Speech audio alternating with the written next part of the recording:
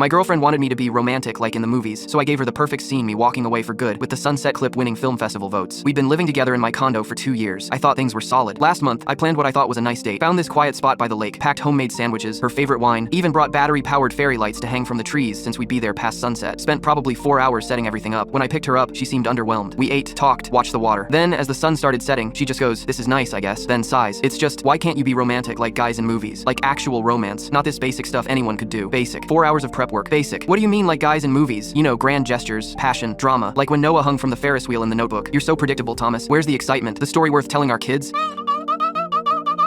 Our kids. She's talking about our future kids while calling me boring. I packed up in silence. That night, she showed me Instagram posts of her coworker Brendan's girlfriend getting a flash mob proposal at the mall. See? That's romantic. That's cinema worthy. I looked at her for a long moment. You're right. Let me be more cinematic. That was Tuesday. By Friday, I'd made my decision. Wednesday, she left her laptop open. I saw she'd made a Pinterest board called Romance Goals for Thomas. It had like 200 pins. Helicopter rides, surprise trips to Paris, elaborate treasure hunts ending in jewelry. One was literally, recreate the Titanic flying scene on an actual ship. Thursday, she texted me a TikTok of some dude who'd rented out an entire restaurant to propose. Her caption, "Some men just get it." Friday afternoon, I took a personal day, rented a small U-Haul. While she was at work, I packed everything that was mine, the TV I bought, the coffee maker, the good cookware, my grandmother's china she always used for Instagram posts, even took the shower curtain because technically I bought it. But here's the cinematic part. I set up my phone on a tripod facing the living room window, the one with the perfect view of the parking lot and the sunset behind it. Started recording. Then I waited. She got home around 6:30. I was sitting on the one chair. I left hers keys in hand. "Babe, why is everything? Where's the TV? I'm giving you what you wanted, Madison." A cinematic moment. She laughed nervously. "What are you talking about? You wanted movie romance." But here's the thing, the best movies are honest. And honestly, I'm tired of being told I'm not enough when I'm giving everything I have. Thomas, this is crazy. Over one comment?